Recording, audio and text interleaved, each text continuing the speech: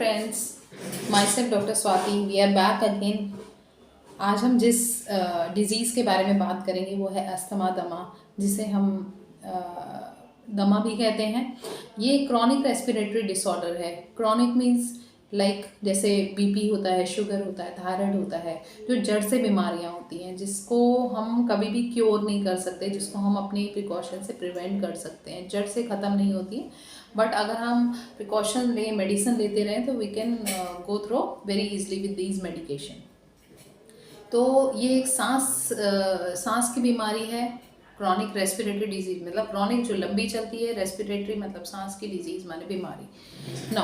अगर हम इसके बारे में जानें कि सबसे पहले ये क्यों होता है, ये इसलिए होता है क्योंकि जो हमारे ब्रोंकियल्स होते हैं, जो हमारी सांस की नलियाँ होती हैं, वो अपने आप हाइपर सेंसिटिविटी हो जाती है। मतलब वो जब भी कुछ एनवायरमेंट फैक्टर्स के एक्सपोजर में आती हैं, कुछ एलर्जन के एक्सपोजर में आती हैं, like your smoke, dust, pollution, या सडन चेंज इन टेम्परेचर, या फिर सर्दी का मौसम हो या सडन मौसम चेंज हो रहा है, अक्टूबर का टाइम, अप्रैल का टाइम जब सीज़न चेंज होता है, या पोल्यूशन जब एक्सपोजर हो जाता है, डस्ट, स्मोक, या जब वो ज़्यादातर कंस्ट्रक्शन साइट्स के नियर बाय जाते हैं तो उनको बहुत ज़्यादा उनके जो ब्रोंक्यूल्स होते हैं या ट्यूब्स होते हैं वो इमीडिएटली सेंसिटाइज हो जाते हैं, और उनमें से एक जिसे हम कहेंगे हाइपर इन्फ्लेमेशन रिएक्शंस होती हैं। हाइपर इन्फ्लेमेशन रिएक्शंस मीन्स उसमें सूजन आ जाती है, हमारे ट्यूब्स में सूजन आ जाती है, ब्रोंकियल ट्यूब्स में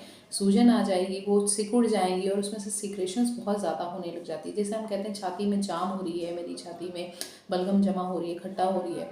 तो इसमें अब हम सबसे पहले आते हैं सिम्टम्स में अगर हम जाएँ, इसमें सबसे पहला सिम्टम्स है खांसी। प्रोलॉन्ग लंबी खांसी रहती है, ठीक है।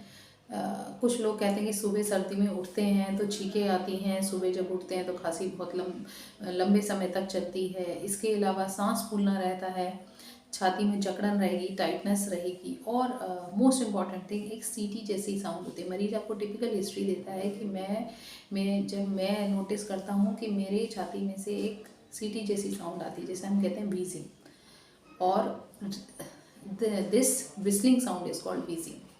तो सबसे पहले जब भी आपको ये सिम्टम्स मिले, अपने डॉक्टर से तुरंत मिलें।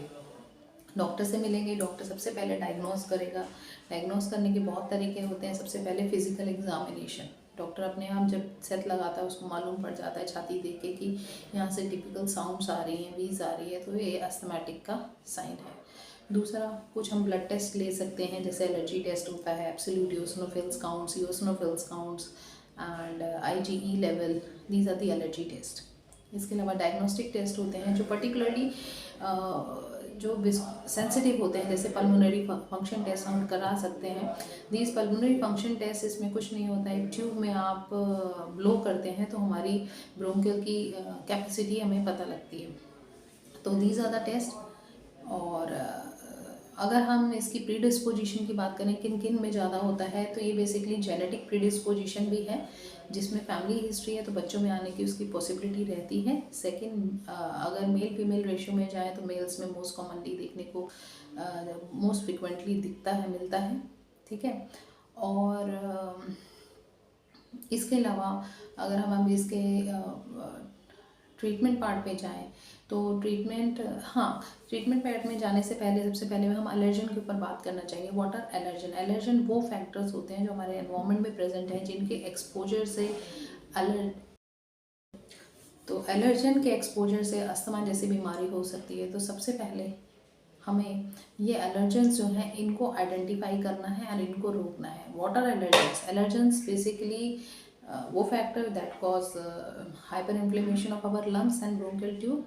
तो these example like pollen grains, air pollution, smoke, dust, ठीक है, and certain food items like not always, किसी किसी के लिए कुछ पर्टिकुलर फूड आइटम्स होते हैं लाइक एग हो गया, फिश हो गया, राइस हो गया, एक्सेट्रा, ऑल दीज थिंग्स। तो सबसे पहले हमारा मेन प्रिवेंशन हम इसे ऐसे कर सकते हैं, हमें सबसे पहले आइडेंटिफाई करना है कि हमारे लिए एलर्जन कौन कौन से हैं, और हम उन एलर्जन को अवॉइड करें, एक्सपोजर करें, कि हमारा वो एलर्जन के लिए हमारा एक्सपोजर ना हो पाए। तो आधी बीमारी तो हम वही कंट्रोल कर लेंगे। दूसरा, हम ट्रीटमेंट पार्ट पे आए तो इसके दो ट्रीटमेंट को हम दो में डिवाइड कर सकते हैं। एक होते हैं आपके कंट्रोलर, एक होते हैं आपके रिलीवर वो होते हैं जो हम एसओबेस बेस पे ले सकते हैं, जब ज़रूरत है तब ले सकते हैं, जब बहुत ज़्यादा अस्थमाटिक अटैक एकदम हो जाए तुरंत ले सकते हैं। इसमें कुछ इन्हेलर्स आते हैं जैसे स्टेरॉयड इन्हेलर्स, और ये इन्हेलर्स का कोई हार्म नहीं है, क्योंकि ये इन्हेलर्स अपने आप में बीमारी को क्योर करने के लिए ही बनाए गए हैं। इसमें जो डोज़ होती है ड्रग की बहुत लिमिटेड होती है, तो उसके साइड इफ़ेक्ट नहीं होते। सेकेंड, ये डोज डायरेक्टली हमारे लंग्स में पहुंचती है थ्रू आवर माउथ। ब्लड में इसको डिज़ोल्व होने के लिए इसका कोई रोल नहीं है, तो डायरेक्टली लंग में पहुंचने की वजह से इसका इफ़ेक्ट्स बहुत ज़्यादा आते हैं। तो ये हमारे आपके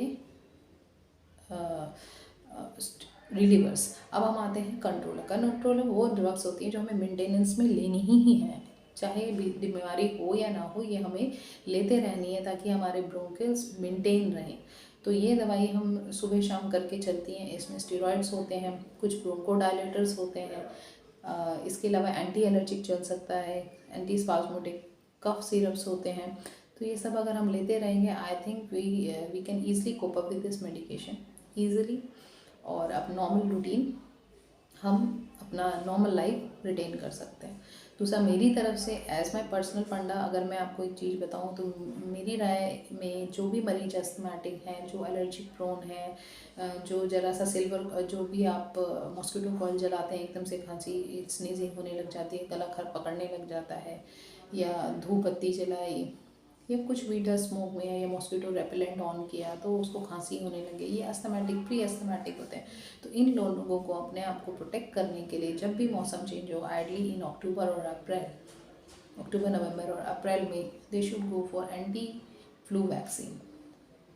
ठीक है, this vaccine is very effective, and I think जो भी ओल्ड एज पर्सन हैं जिनमें कोमॉर्बिडिटीज़ होती हैं या जो अस्थमेटिक हैं, उनको they should go through this medication annually. साल में एक बार ये मेडिसिन लगेगी, साल में एक बार ये इंजेक्शन लगेगा।